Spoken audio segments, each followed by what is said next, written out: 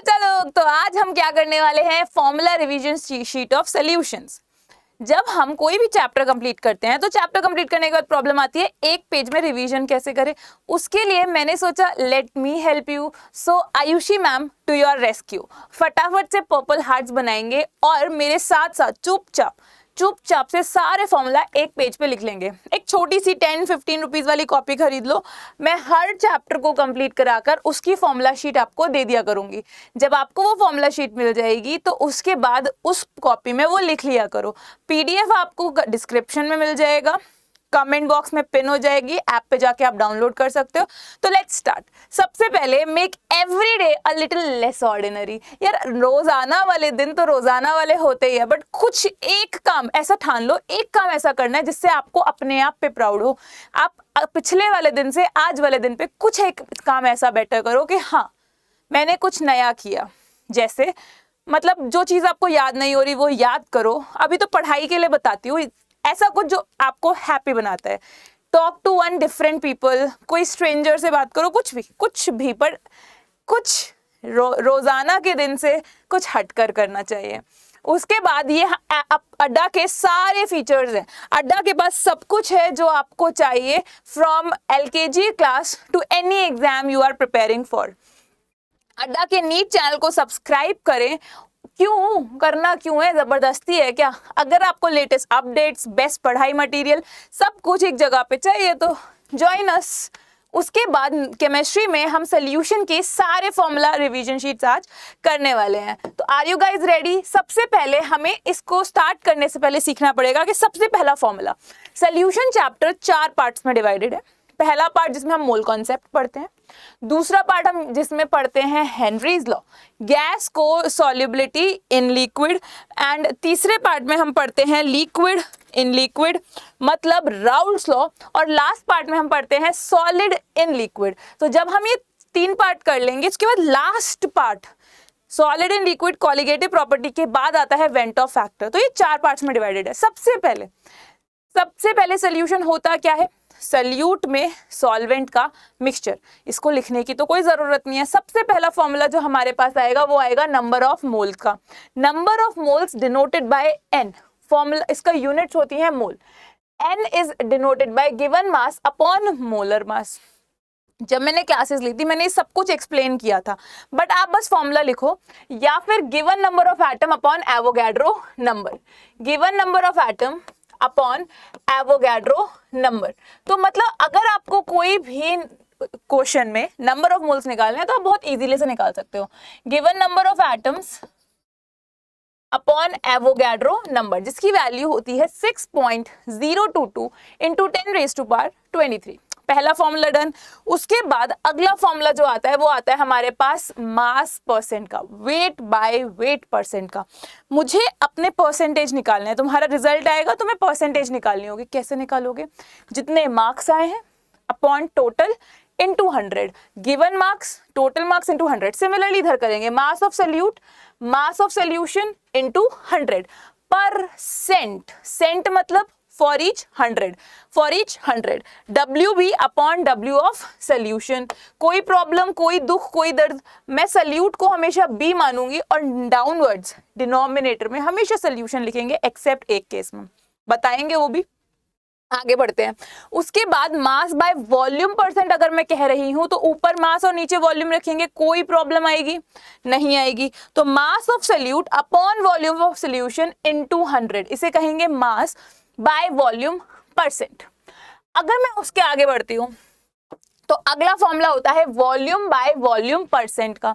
4 फॉर्मूले डन।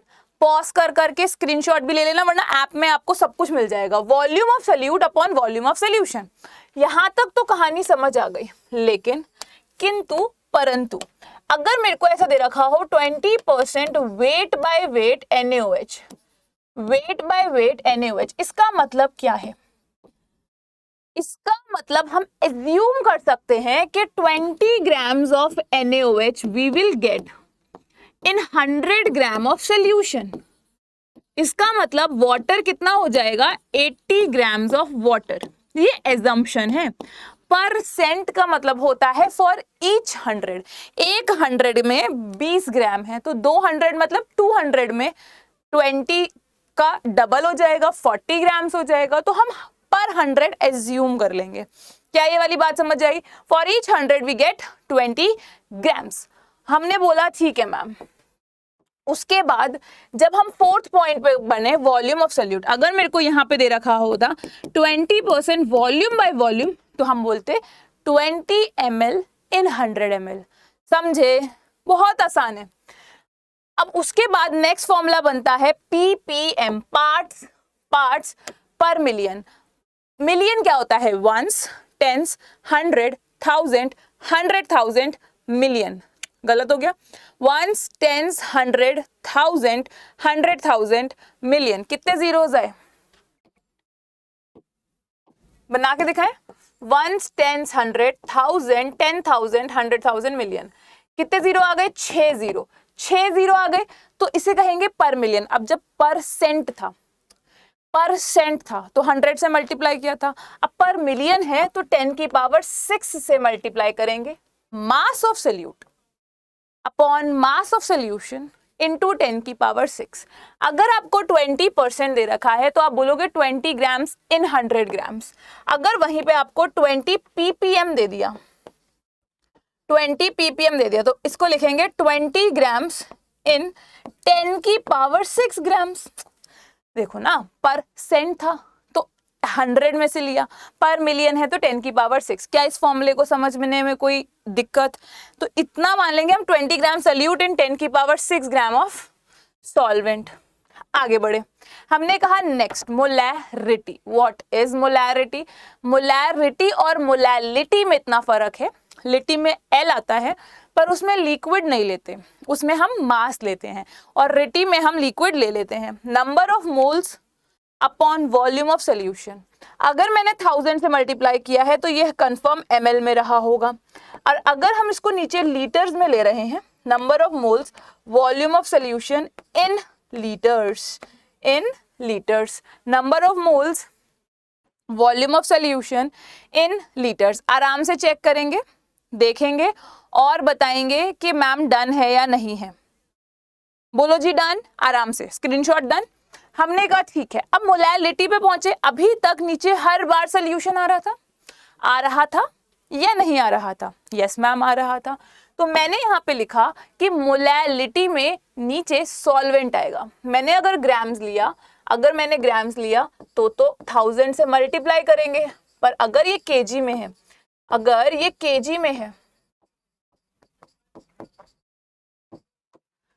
तो 1000 से मल्टीप्लाई नहीं करेंगे।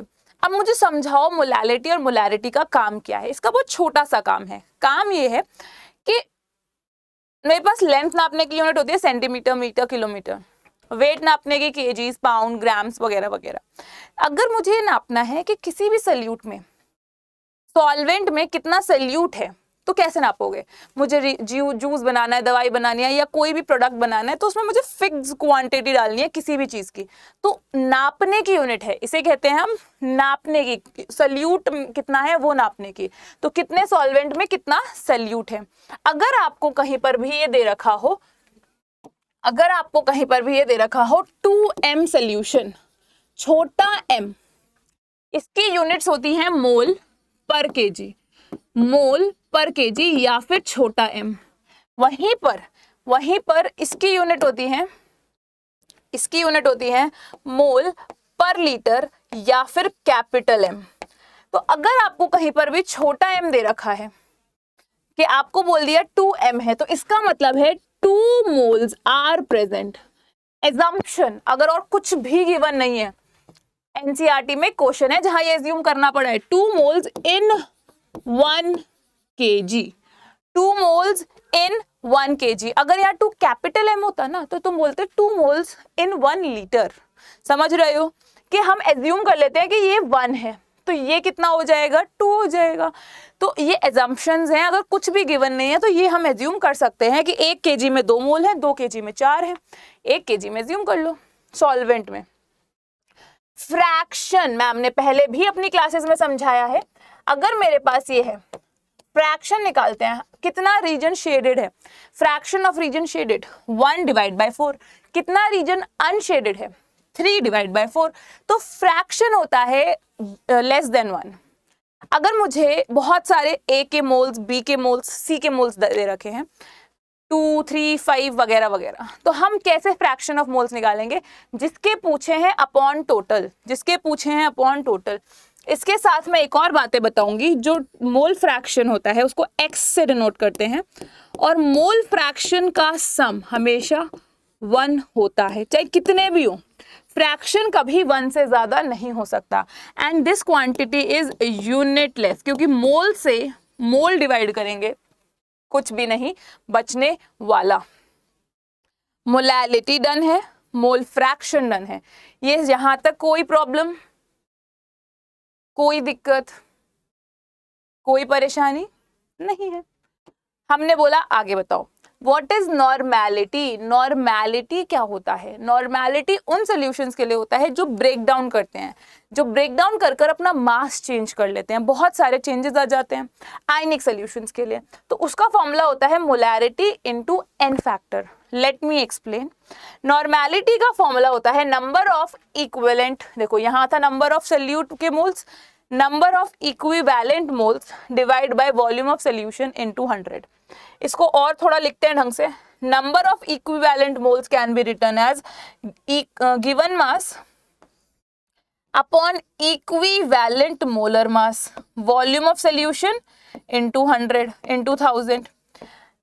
यहां से मैं लिख सकती हूँ W molar mass volume of solution, और इक्विवेलेंट मास को लिख सकती हूँ molar mass divided by n factor. तो n फैक्टर डिवाइड में है तो ऊपर चला जाएगा। आप पूछोगे ये n फैक्टर क्या है, तो अभी के लिए बस इतना जानो कि कोई भी बंदा जितने H+ रिलीज कर रहा है या जितने OH- रिलीज कर रहा है वो उसका n फैक्टर होगा। तो आपको पता है ये तो मोलैरिटी है, तो molarity into n factor is defined as normality. ये पूरा फॉर्मूला मैम ने आपको लिखकर दिखा दिया है, आप इसका स्क्रीनशॉट ले सकते हैं। Just write down these formulas, enough है, ये बिल्कुल इनफ है, यहां तक ठीक है। हम आगे बढ़े। जब हम आगे बढ़ते हैं तो हमसे पूछा गया कि हेनरीज लॉ क्या होता है, तो हेनरीज लॉ होता है partial pressure. What is partial pressure? Partial pressure is the pressure of an individual gas. Partial pressure PA. Partial pressure PA. Pressure of individual gas. अकेली गैस का जो प्रेशर है उसको कहते हैं partial pressure। हो जाएगा equals to KHXA. Henrys constant. अब इसके बारे में भी कुछ बातें हमको पता होनी चाहिए, कुछ फैक्ट्स अबाउट KH, ये यहीं पे लिख लो। फैक्ट्स अबाउट KH, जो KH है वो इनवर्सली प्रोपोर्शनल होता है सॉल्युबिलिटी के। KH बढ़ेगा, KH ज्यादा, सॉल्युबिलिटी कम, सॉल्युबिलिटी कम, ये कोई दिक्कत। बात नंबर 2, अगर किसी KH depends on nature of gas, KH depends on nature of gas। KH के अगर हीलियम है उसका KH बहुत ज्यादा होता है तो उसकी सॉल्युबिलिटी बहुत कम होती है। और एंड टेम्परेचर के साथ KH इंक्रीज होता है। अब सोचो, टेम्परेचर बढ़ेगा सॉल्युबिलिटी कम तो KH ज्यादा। और इसकी यूनिट्स होती हैं, जो इसकी KH has units of pressure, क्योंकि इसकी तो कोई यूनिट नहीं होती, इट इज यूनिटलेस। प्रेशर की यूनिट्स KH की यूनिट होंगी, हैज यूनिट्स ऑफ प्रेशर, हो जाएगा। आगे बढ़े हम। अगला क्वेश्चन है राउल्ट्स लॉ क्या होता है। It is P0A where PA is equals to vapor pressure of A in solution, vapor pressure of A in solution। पहले देख लेते हैं अगला जो हमने स्लाइड ऐड करी है वो कितना नीचे है। उसके बाद P0A होगा pure vapour pressure of A, pure vapour pressure होता है जो वेपर्स होते हैं ना, जो वो प्रेशर लगाएंगे लिक्विड पे, प्योर वेपर प्रेशर ऑफ ए। अगर पीटी की बात करें तो it is vapour pressure of solution, vapour pressure of solution. और पी ए पता है, पी नॉट ए पता है। अब वाई ए क्या होता है और एक्स ए क्या होता है? एक्स ए है mole fraction of, X A है मोल फ्रैक्शन ऑफ ए जो लिक्विड में है, in liquid. Whereas Y A क्या है? Y A is mole fraction of A in vapour. देखो जब भी मैं पानी को बॉईल करूंगी तो कुछ तो वेपर में होगा और कुछ लिक्विड में होगा। जो लिक्विड है उसके मोल फ्रैक्शन को एक्स ए कहेंगे और वेपर के मोल फ्रैक्शन को वाई ए कहेंगे। यहां तक कोई प्रॉब्लम है? यहां तक कोई प्रॉब्लम है? नहीं। आराम से देखेंगे अगली बात। Dalton's law of vapour pressure कहता है, जो पीटी है, वैसे तो फॉर्मूला होता है पीटी का पीए प्लस पीवी। डायरेक्ट ये वाला फॉर्मूला आप लगा सकते हो, पर अगर इसको डेराइव करोगे पीए की value P nought A x से रखकर, पीबी की value P nought B x B रखकर, जो मैंने अपनी क्लासेस में कराया हुआ है, उससे ये फॉर्मूला आता है। कैसे याद रखेंगे इसके फॉर्मूले को? देखो PT equals to P nought minus P nought x plus P nought, A B P nought minus P nought x plus P nought, P nought minus P nought x plus P nought, A B. कोई दिक्कत? PT की value done है। अगर B ए करना है तो B A, P nought minus P nought x plus P nought. यहां तक स्क्रीनशॉट लेंगे और हम आगे बताएंगे। फिर यहां तक डन, कोई प्रॉब्लम नहीं है। हम आगे बढ़े। जब हम आगे बढ़े तो हमने देखा कि अब क्या करें। इसके बाद अब मैं कराने वाली हूं आपको colligative properties. What are colligative properties? Colligative में क्वांटिटी पे डिपेंड करते हैं, नेचर पे नहीं। रसगुल्ले खाने हैं, साइज कितना बड़ा है कितना छोटा है, कौन से दुकान से लाए हैं, कोई फर्क नहीं पड़ता, 2 खाने हैं बस, तो वो कोलिगेटिव प्रॉपर्टी कहती है। तो बात आती है सबसे पहले relative lowering in vapour pressure. जब भी, अब देखो ये केस है जब हम ऐड करते हैं नॉन वॉलेटाइल सॉल्यूट को। अब नॉन वॉलेटाइल सॉल्यूट का मतलब है कि कोई सॉलिड डाल रहे हैं, कोई सॉलिड डाल रहे हैं। Colligative property, it depends only and only on quantity of solute particle, question बहुत आसान आएगा नीट में, मुश्किल क्वेश्चन नहीं आएगा। हर साल आसान क्वेश्चन आता है, बस आपको ध्यान से पढ़ना पड़ेगा। इतनी बात में कोई प्रॉब्लम है? समझ आया? पर्पल हार्ट्स बना दो। Like the session and share with your friends. Elevation in boiling point, delta TB equals to KBM. किसी भी सॉलिड को लिक्विड में डालेंगे तो उसका बॉइलिंग पॉइंट बढ़ जाएगा। बढ़ने से जो डेल्टा टीबी की वैल्यू है वो आ जाती है टीबी माइनस टीबी नॉट। बस ऐसे याद रखना कि आंसर पॉजिटिव आए। किस में से? बड़े में से छोटा माइनस कर दिया मैंने। Delta TB equals to TB minus TB naught, where TB naught is pure boiling point, boiling point in solution, solvent का बॉइलिंग पॉइंट इन सॉल्यूशन। यहां पे केबी क्या है? It is ebullioscopic constant. ये बातें हम पहले भी कर चुके हैं, बट फिर भी आपको पता होना चाहिए। केबी को हम मोलल एलिवेशन कांस्टेंट कहते हैं या फिर इब्यूलियोस्कोपिक कांस्टेंट। अगर यूनिट्स की बात की जाए तो इसकी यूनिट क्या आ जाएगी? केल्विन या फिर डिग्री सेल्सियस। चेंज है, चेंज किसी में भी ले लो। केबी की यूनिट होती है केल्विन, केजी पर मोल, और मोलैलिटी की यूनिट होती है केजी पर मोल। केजी इनवर्स इनटू मोल, मोल पर केजी, मोल पर केजी और केजी पर मोल से कैंसिल हो जाएगा, केल्विन यूनिट्स बच जाएंगी। तो मोल सबकी मैंने यूनिट्स लिख दी है, स्क्रीनशॉट आप ले सकते हो आराम से, कोई जल्दीबाजी नहीं है। हमने कहा ठीक है उसके बाद मैंने आगे बढ़ा तो मैंने बोला depression in freezing point.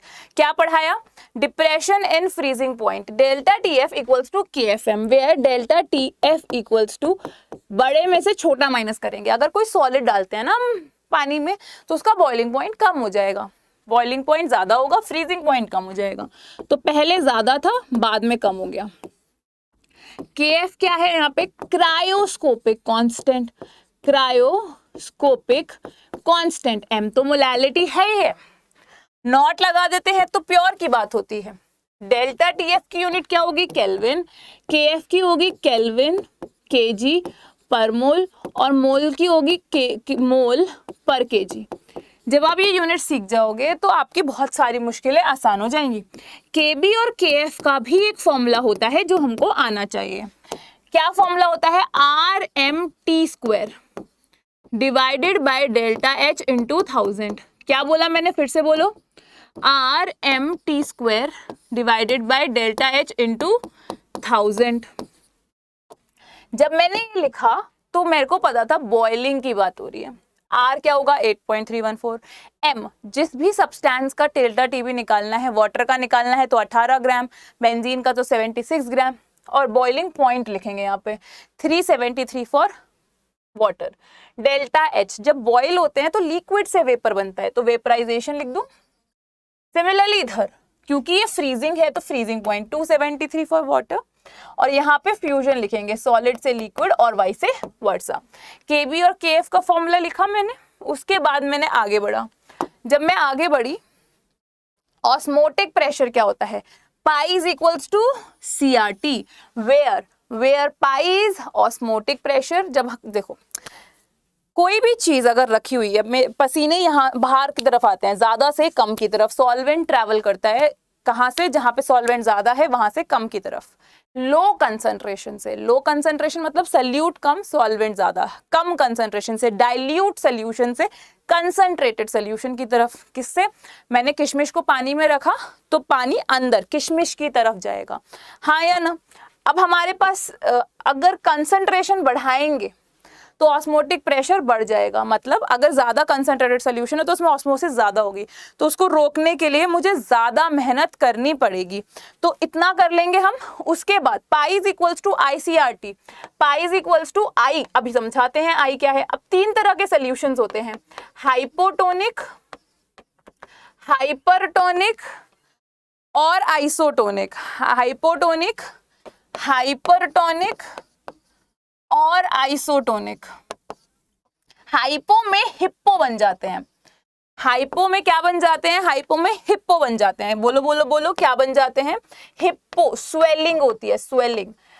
Concentrated solution में, किशमिश में पानी जाना इज हाइपोटोनिक सोल्यूशन। हाइपर मतलब लेस कंसंट्रेटेड, इसमें श्रिंकिंग होती है, जैसे अचार श्रिंक हो जाता है तेल में, और इसमें सेम होता है, कंसंट्रेशन चेंज नहीं होती, पाई 1 पाई 2 के बराबर होता है। आप इसका स्क्रीनशॉट ले सकते हैं। अब last topic, van Hoff factor. Van Hoff factor क्या होता है?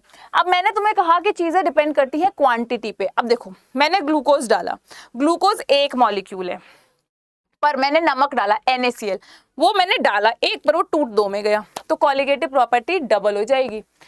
तो वैन हॉफ फैक्टर है number of ions after dissociation. After मतलब बाद में। NaCl के 2 थे और पहले थे 1, तो 2/1, I की वैल्यू हो जाएगी 1, I की वैल्यू हो जाएगी 1। या फिर और लिख सकते हैं observed colligative property upon calculated. ये फॉर्मूलाज हैं, नॉर्मल अपॉन एबनॉर्मल मास। तो मैं थोड़ा आगे बढ़ा देती हूँ, पर हमारा फॉर्मूला क्या बन जाएगा, इसको अभी छोड़ देते हैं। हमारे पास नए फॉर्मूले बन जाएंगे। P0A relative lowering in vapour pressure. देखो this is lowering in vapour pressure, के वेपर प्रेशर कितना कम हुआ है। अगर मैं किसी के साथ रिलेशन में निकालूं तो ये हो जाएगा रिलेटिव लॉरिंग, और ये डायरेक्टली प्रोपोर्शनल होता है XP। मैं यहाँ लिखूंगी IXP, या फिर I into number of moles of solute upon total moles, पहला फॉर्मूला। दूसरा formula delta TB equals to IKBM। अब मैं आप तुम्हें समझाती हूँ ये फॉर्मूले कहाँ से आ रहे हैं। I की वैल्यू हो जाएगी डेल्टा TB अपॉन KBM। ये मैंने कैलकुलेट करा है, ये मैंने ऑब्जर्व करा है, तो observed upon calculated. Delta TF की वैल्यू आ जाएगी आई के एफ एम, और डेल्टा पाई की वैल्यू हो जाएगी आई सी आर टी। तो ये आई के बिना इस क्वेश्चन को नहीं करेंगे। अब देखो, अगर मेरे पास MgCl2 है तो वो कितने आयंस में टूटेगा, एक Mg का और 2 Cl के, तो 3 आयंस में टूटेगा। कितने आयंस में टूटेगा, 3 आयंस। तो इसकी कॉलिगेटिव प्रॉपर्टी नॉर्मल से ट्रिपल हो जाएगी। कितनी हो जाएगी, ट्रिपल। तो जितने आयंस डिसोसिएट होते हैं उतने टाइम्स कॉलिगेटिव प्रॉपर्टी हो जाती है। लेकिन कभी कभार होता है इनकम्प्लीट डिसोसिएशन, जैसे एसिटिक एसिड में डिग्री ऑफ डिसोसिएशन मतलब इनकम्प्लीट होता है। अगर आपके पास ऐसा दे रखा हो कि डिसोसिएशन कंप्लीट नहीं हुई है, एसिटिक एसिड एसोसिएशन कंप्लीट नहीं हुई है, तो जब डिसोसिएशन की बात होती है, थोड़ा गलत लिख दिया है मैम ने, जब डिसोसिएशन की बात होती है तो क्या करते हैं, और जब एसोसिएशन की बात होती है तो क्या करते हैं। तो मेरे बच्चों, डिसोसिएशन मतलब टूटना, कितना परसेंट टूट रहा है उसका फॉर्मूला होगा I-1 अपॉन N-1। ये हो जाएगा डिसोसिएशन का फॉर्मूला, और ये हो जाएगा हमारा एसोसिएशन का फॉर्मूला। फिर से समझाती हूँ। अगर CH3COOH है तो अगर उसके लिए I की वैल्यू दे रखी है तो ये टूटता है 2 आयंस में, तो यहाँ पे N की वैल्यू 2 हो जाएगी। और एसोसिएशन में मतलब कितना जुड़ा है, मतलब 2 से मिलकर 1 बना है। तो यहाँ पर लिखेंगे हम कितने लोग जुड़े हैं। ट्राइमर बनाया है तो 3 आएगा, डाइमर बनाया है तो 2, टेट्रामर बनाया है तो 4 लोग जुड़ गए हैं। ये फॉर्मूला है अल्फा I-1 अपॉन N-1। अगर आपको इस फॉर्मूले में कोई डाउट लग रहा है तो मेरी प्लेलिस्ट पड़ी हुई है सोल्यूशन की, जाओ चेक करो और मुझे बताओ कि समझ आया कि नहीं। उसमें पूरा डेरिवेशन मैंने बताया हुआ है, I-1 अपॉन 1/N-1। अब डेविएशन और समझा देते हैं। जब हम राउल्स लॉ करते हैं तो 2 तरह के डेविएशन करते हैं, पॉजिटिव और नेगेटिव। इससे पहले हम 2 चीजें और करते हैं, ideal solution and non ideal solution. What is ideal solution and what is non ideal solution? What is ideal solution and non ideal solution? फटाफट कुछ बातें लिख लेंगे जो आई हुई हैं प्रीवियस ईयर में। सबसे पहले आइडियल सोल्यूशन वो जो राउल्स लॉ को फॉलो करे, follow Raoult's law, follow Raoult's law. और इसमें does not follow Raoult's law, ये बंदा राउल्स लॉ को फॉलो नहीं करता। बोलो जी हाँ, कोई प्रॉब्लम? हमने बोला सेकेंड बात नंबर 2 क्या बोलती है के अगर हमारे पास मिक्सिंग करें हम तो डेल्टा वी मिक्स 0 आएगा, चेंज इन वॉल्यूम 0 आएगी आइडियल सोल्यूशन में। ना तो इनमें प्यार होगा ना दुश्मनी होगी, पर इसमें डेल्टा वी मिक्स 0 नहीं होगा, या तो कम हो जाएगी वॉल्यूम या बढ़ जाएगी। मिक्सिंग के बाद इसमें ना तो एक्सोथर्मिक रिएक्शन होगी ना एंडोथर्मिक रिएक्शन होगी, पर इसमें या तो एक्सोथर्मिक होगी या एंडोथर्मिक होगी। 2 चीजों को मिक्स करते हैं तो एंट्रोपी हमेशा बढ़ेगी, चीजें रैंडम हो जाएंगी। तो entropy not equals to 0, entropy not equals to 0। Example समझाती हूँ इसके। वो लोग जो नॉन पोलर हैं, जैसे टोलुइन, बेंजीन, है ना, क्लोरोफॉर्म एंड टेट्राक्लोरोमीथेन वगैरह वगैरह। इसमें एग्जाम्पल होगा एनिलीन और फिनॉल, मीथेनॉल और एसीटोन, मीथेनॉल, कुछ भी एग्जाम्पल लिख लो अपने पसंद का, एसीटोन। ऐसे करके हम काम कर लेंगे। अब बात आती है पॉजिटिव डेविएशन और नेगेटिव डेविएशन। पॉजिटिव डेविएशन में क्या होता है, देखो, वेपर, पॉजिटिव डेविएशन मतलब वेपर प्रेशर बेहद ज्यादा, वेपर में उड़ गए हैं। जब वेपर में उड़ जाएंगे तो इंटरैक्शन वीक थी, पास नहीं रहे। जब AA और BB के इंटरैक्शन स्ट्रॉन्ग हो, AB से इंटरैक्शन स्ट्रॉन्ग हो, है ना। मैं एग्जांपल्स दे देती हूँ। इसमें डेल्टा वी मिक्स अगर स्ट्रॉन्ग, पहले स्ट्रॉन्ग थे बाद में वीक है, तो बाद में दूर बैठेंगे, डेल्टा वी मिक्स 0 से ज्यादा हो जाएगा।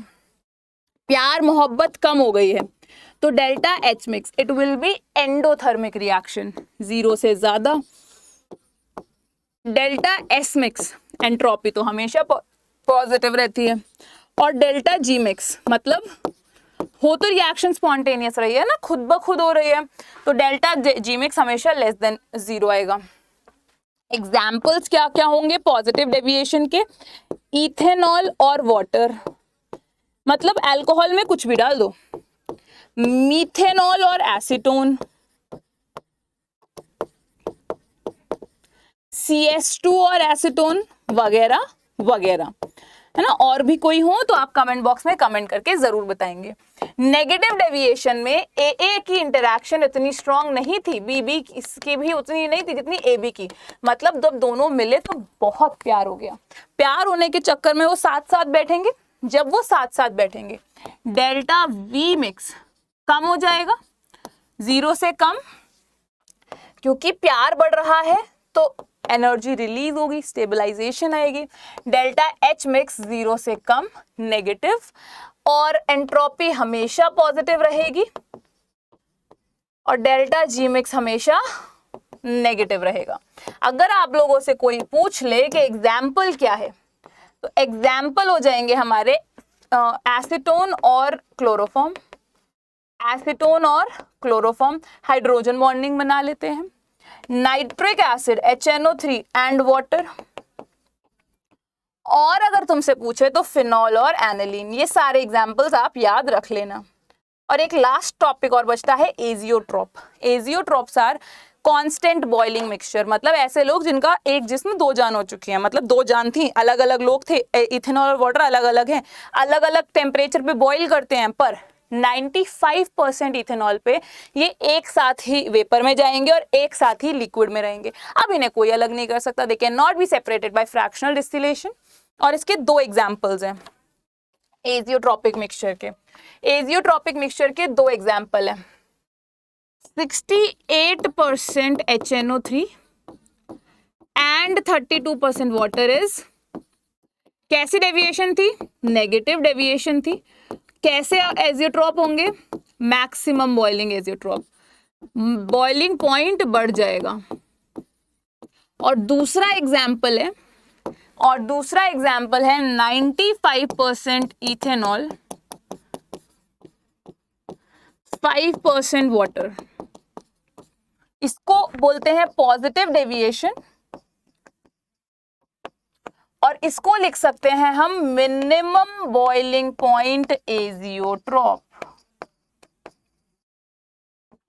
कोई प्रॉब्लम? इतना समझ आया? और इसके साथ सॉल्यूशन की फॉर्मूला शीट कंप्लीट है। अगर आपके कोई पॉइंट आपके पास हैं जो रह गए हैं और इंपॉर्टेंट है तो कमेंट बॉक्स में कमेंट कर बताना। इसकी PDF आपको मिल जाएगी चैनल पे। ये रही सॉल्यूशन की प्लेलिस्ट, ये है सॉलिड स्टेट की प्लेलिस्ट। सॉलिड स्टेट भी आपको साथ साथ इसी में मिल जाएगा, आप इसको देख सकते हैं। साथ में मैं डेली ट्रिक केमिस्ट्री की एक वीडियो डाल रही हूँ। 365 डेज में you will be able to learn 365 questions.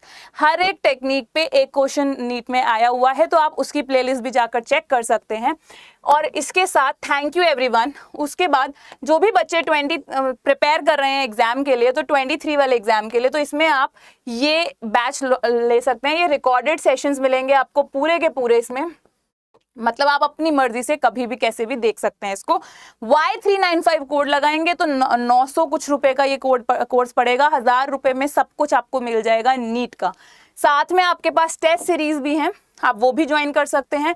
Homework है कि इसको आप अपनी नोटबुक में लिखेंगे, कॉपी में फॉर्मूला शीट बनाकर मेरे को कमेंट बॉक्स में बताएंगे कि मैम हमने फॉर्मूला शीट बना ली है, और आप इसको चेक कर लो। अब चेक कैसे करेंगे वो बाद में आप खुद बना लेना ईमानदारी से। So thank you everyone. Share, comment is बहुत necessary, it helps me, gives me enthusiasm to come each and every day. Comment करना, सब्सक्राइब करना, शेयर करना, लाइक करना and keep watching us. Thank you everyone for joining us today. मिलते हैं कल और धमाकेदार सेशन के साथ, और ऐसे ही और आपको कैसे टाइप के सेशन चाहिए कमेंट बॉक्स में कमेंट करके बताएं एंड पर्पल हार्ट्स बनाएं। टेक केयर, हमेशा हंसते रहो, मुस्कुराते रहो, खूब सारी पढ़ाई करते रहो।